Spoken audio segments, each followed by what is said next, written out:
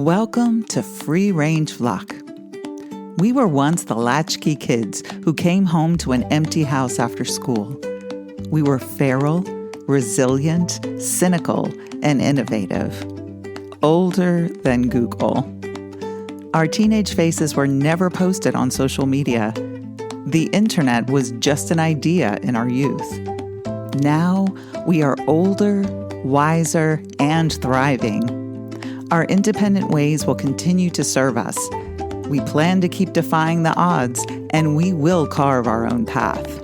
With grace, with humor, with joy. Our way. We've been through some stuff. We will continue to keep pushing, and we are not going anywhere. The former latchkey kids are now the Free Range Flock.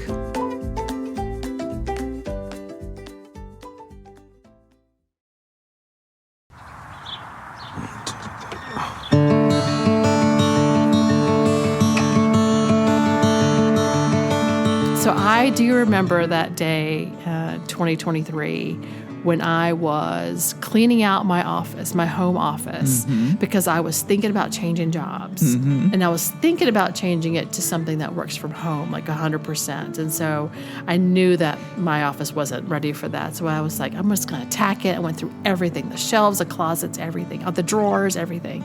And I kept finding these bits of media that you and I had made, Sarah, over a period of time. And I was like, I just really loved that. I really loved how, like, I would pick something up and go, I remember when we were doing this and the funny things we said to each other, like blur, swirl, that kind of stuff. You're like, just all that. And I was like, I'm going to ask her if she wants to do this again.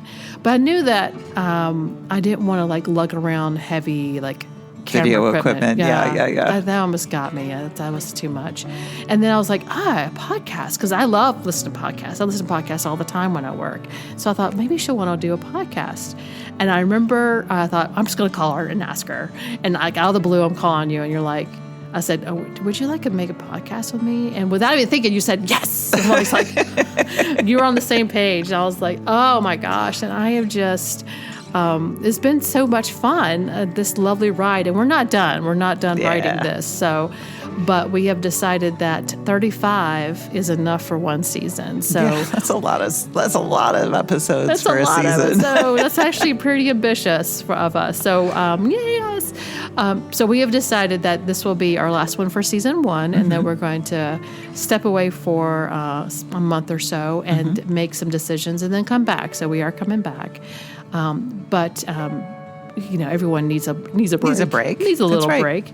So again, we're not stopping, but we want to take this moment in this episode to kind of just reflect about what we have created and how we want to move forward. We're sitting in the space now. I won't tell you where we are, but we're in a studio downtown in Greensboro, and we recorded our first episode on June 3rd. Oh, really? Yes, on June 3rd, yes. We recorded in this very space. I remember how nervous we were in setting up the equipment. We were like, we kept checking, like, did we get a level? Are we doing it right? Are we doing it right? Oh, my gosh. And we were really pretty proud of it. So, and now we're 35 episodes in. I know. It's amazing. First off, that it's gone, we've done 35 episodes and that we're almost to the year point. Yeah. It's, as we're recording this, we're almost into April. Yeah. So not too far off from June. So we've got almost a year under our belts. And I'm very proud of what we've accomplished. I think that we have definitely hit a stride as far as like the cadence of the episodes, like recording and then also just the ease that we have in approaching the topics and having those conversations with ourselves and with our guests. Right. So yeah, I'm super happy with our first year. I think we have knocked it out of the park as far as that goes, production wise.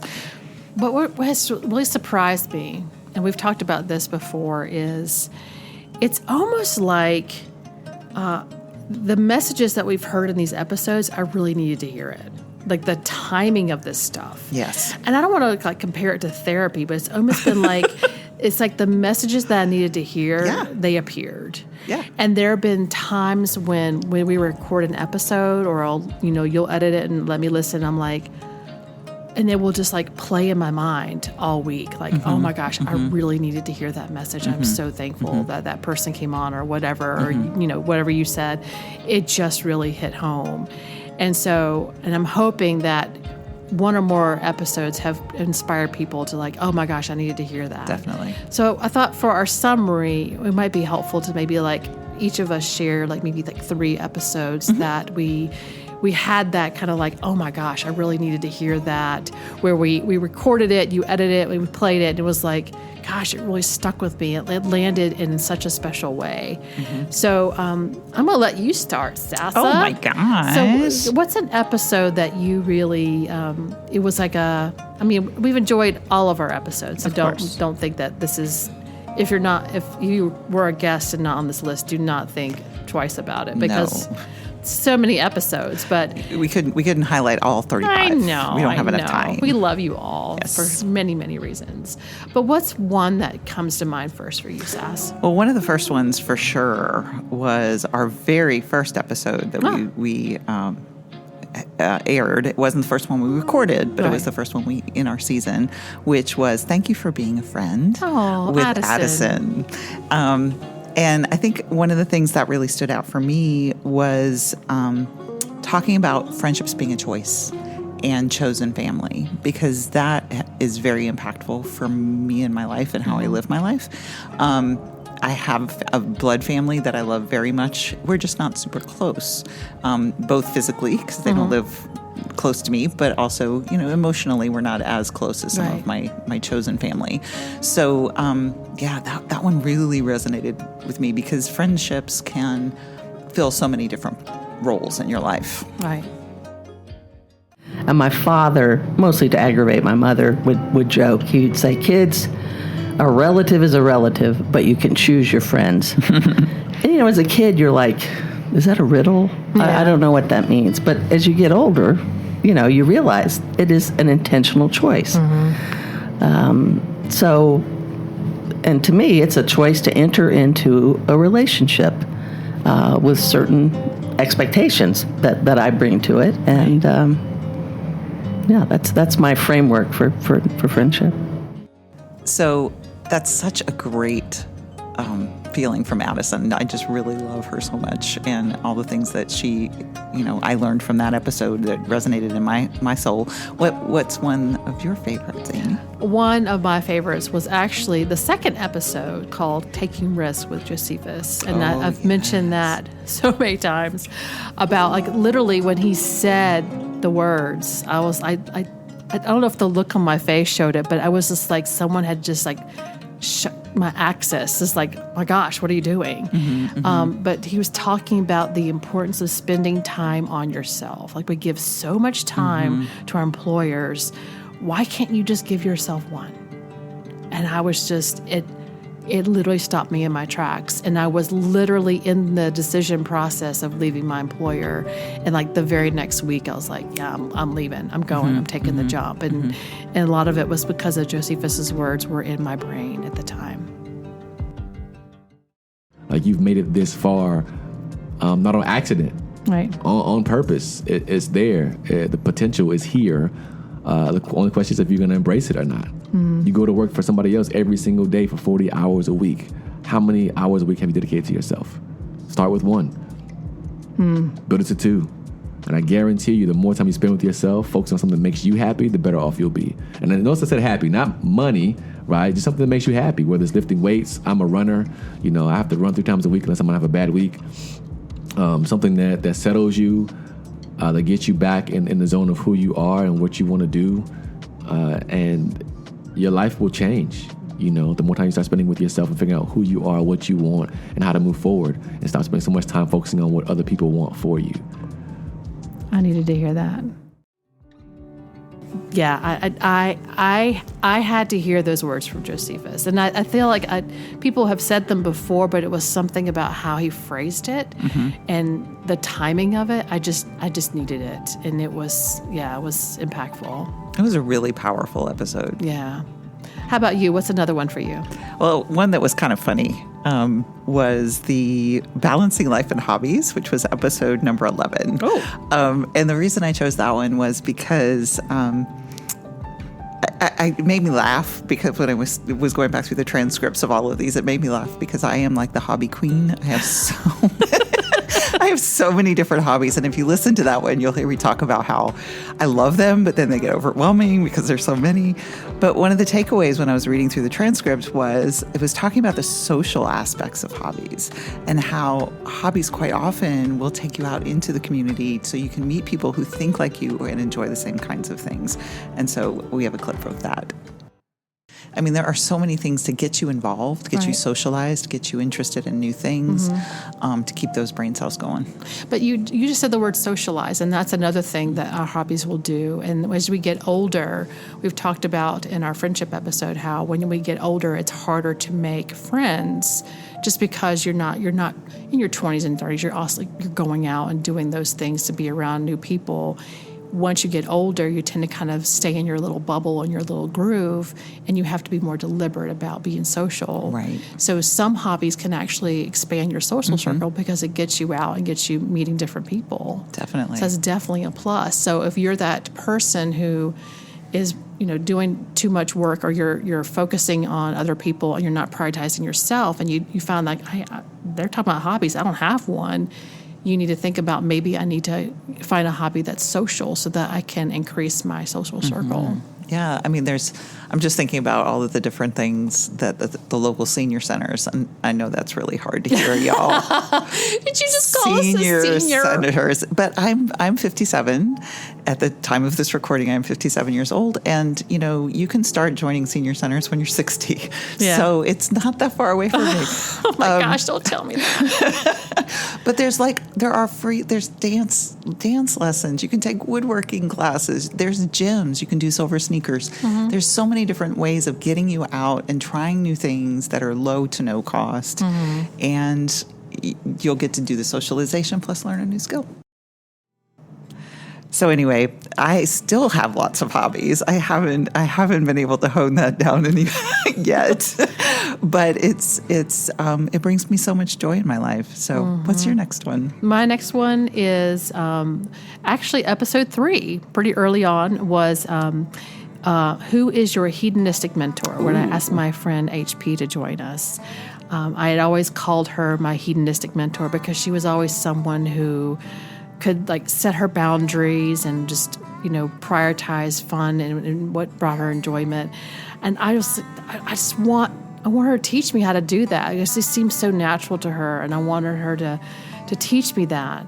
But do you remember in the episode, she talked about lots of different things, but one of the things she said was, I've never met anyone that I like better than me. And you and I looked at each other like, holy crap. Yes. That's the way it should be. We should actually really like ourselves and like spending time with ourselves and taking care of ourselves. And then to really think about once you like yourself, your relationship with your body and how self-care changes. So that was a really, really impactful episode for me. Yeah, I would agree. I've never met anybody I like better than me. And so I want to take care of me because if I don't, nobody else will. Okay. So I think that in today's society, people have forgotten that they're supposed to have fun and they're supposed to feel good. So I hear people all the time, I'm falling apart, I've turned 40, I'm falling apart, I've turned 50, I'm falling apart. Well, you don't have to. You can take care of yourself. You can make time to do these stretches that I've told you to do.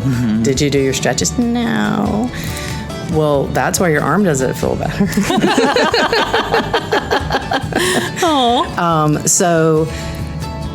But I think people have internalized what they've been hearing their whole life from their grandma or their granddad or parents or friends. My knee hurts, but I'm falling apart because I'm 48. So I'm supposed to. Right. And so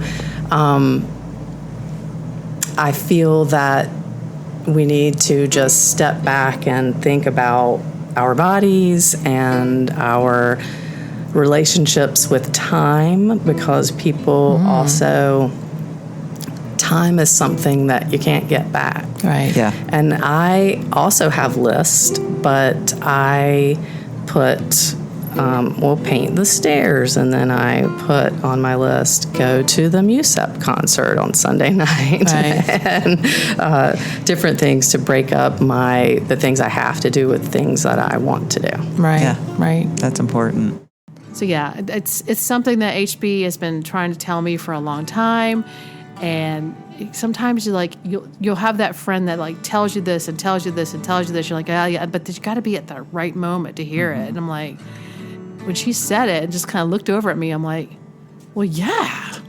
I'm like, it was so basic, and yeah, it was really, really impactful for me. How about one more for you, Seth? All right. My last one that I chose was episode 5. So it was Journey Rerouting with Molly McGinn. And Molly is just such a talented person. She's a writer. She is a songwriter. She is a musician. She is just amazing. And I look up to her very much from a musical perspective. But one of the things that I took away from that episode was she was kind of wrapping up her thoughts, and she said that she was talking to her 90-year-old self about the things that she had done in her life, and she wanted to make her 90-year-old self proud, essentially. I love that. And I did too, and it so resonated. So we're going to play that clip for you. A friend of mine who's also a therapist, it was an exercise that she told myself, she shared with me a long time ago, and I was going through a really hard time, and she said, okay, Molly, I want you to imagine yourself as a 90-year-old woman sitting on a porch somewhere. And the woman that you are today, I want you to walk up to that porch, and I want you to sit down across from her, and I want you to ask her what you should do. And I never got to asking the question, because once I imagined myself walking up to that porch and sitting across from that woman, the first thing that she said to me was, thank you for giving me such an adventurous, rich, and wonderful life. And I think in my mind, that's what I want to do. Like, I want to set that Molly up to have a head full of memories and experiences and stories and wisdom and joy to share. I want her to take care of her body. I want her to feel as good as she possibly can. And so when I think about changes, it's like, okay, is this going to set her up? Is she like, am I going to make that 90-year-old Molly happy? Like, will this help her in the long run? And so that's kind of how that's like a guiding kind of imagery thing for me. So Molly is just such a joy, and I respect her so much. And that statement of like showing your life to your 90-year-old self just really, really was impactful. When you were talking earlier about, having things resonate in your head, that was one that resonated in my head for several days after that. And what's your last one?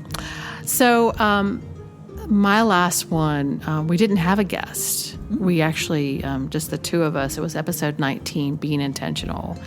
And do you remember sitting in the room and we were like literally like coming out of our seats? We were like so in tune, because we were like, it was something that both of us were like really, and we actually said, hold on, we're really passionate about this. So like, hold on. Just because I feel like recently we both have gone through this, like, I'm going to be much more intentional about who I am and not worried about expectations. And it's just been a process. And it was like something we both had to kind of get off our chest. And it was really important. And we were talking about rethinking multitasking. I have a producer background. I'm also a teacher. I'm also a mom. So by nature, I'm a multitasking. I'm not just driving down the street. I'm organizing things in my head. I'm creating grocery lists. I'm talking to my son. I'm always doing stuff. But I got to a point where I felt like I was trying to do too many things. And I felt like people around me were feeling like they're one of my tasks. And I don't want anybody that I care about to feel like I'm one more thing that she's got to get done or a task. And I don't want to live that way. Mm-hmm. And so I just want to share a clip of us having that conversation, that fevered conversation about being intentional. I am worthy of respect and loves, and I can get a lot done in a short period of time, but I want to rethink about how I'm valuing multitasking and my focus being much more intentional. Does that make sense? Oh, yeah, definitely. And I think that multitasking to a certain point is just part of life, especially as caregivers. I'm not going to frame this as gendered, but if you're a caregiver of anyone, you have to multitask because it's just part of being a caregiver, because you're, answering questions and feeding and, taking care of the house and all the things, plus your job usually. So I don't want to demonize multitasking. Right. But at the same time, we cannot be expected as employees, especially, to wear so many hats and have our bosses expect us to do a good job. Right. Because we're not going to. Right. Yeah, that was that episode really kind of wrote itself. We were just like, it really did. It just flowed. Yeah, we just like couldn't stop sharing, and it was just obviously something we had to get off our heart. Yeah. So it was, it's definitely stuck with me. I remember when you edited it and you sent it to me, and I was just like, it's our best one. I was so excited. It made me so happy. So, but yeah, that made me really, really happy. So, in closing, Sarah, is there anything that's been surprising about this whole process for these 35 episodes that you haven't shared already? I think finding conversations with people that I might not know very well. So, there have been several of our guests who I have known, but there's been just as many who I don't. And there's this thread, when we were talking about what did we want our podcast to be about? We were talking about Gen X and, positivity and there's that thread, with all the people we've talked about. Obviously, we're spinning it that way because that's what we're doing with this podcast. But at the same time, these people are actually living that as well. They're trying to find the moments of joy and doing the best they can to live their life happy, to quote one of our just recent guests. So, I think that's not necessarily surprising exactly, but reaffirming. Right. I share that as well, that it's almost like instead of going to therapy or a support group, that I've done a podcast. But it's been, again, a very affirming, but I think a lot of us are out there feeling like this doesn't feel right, or something big has changed and I really can't articulate it. And sitting down with people and having these conversations are like, yeah, me too. And I felt this and this, and it's just been like, wow, I don't want to say the word normal because I don't like the word normal, but I just felt like, oh, this is normal. This is what happens. But it's also different in that Gen X has its own spin because of our life experience. It's been lovely meeting people and hearing from them and learning from them. And I want to continue it. I want us to continue connecting with people who are out there and shine the light on the fact that, you don't have to keep, living a life that you don't want to live, and you don't have to live up to someone's expectations. And, these crisis moments or turning points are actually learning moments, and you walk away better. Yeah. And so it's been lovely hearing all that. I think I really needed all that. Yeah, I think so. I think that it's been a year of learning and growing, and hopefully we can continue to grow our podcast in the future. So, have you found us on social media yet? This is the last time I'm going to be asking it this season. We would really love to connect, and we're on Facebook, and we're on Instagram, and we're on TikTok, and we're on YouTube, and we need you to follow and like and subscribe and have a conversation with us, because that's why we're here. We love chatting amongst ourselves, and we talk all the time, but we want to have a conversation with you, people who are our flock, people who are like-minded. We want to know what's going on in your head. And what did you like this season? What did you think that we did really well? If you have feedback for us about how to improve, we'd love to hear that too. So leave us a message and start a conversation. And thanks for listening, y'all.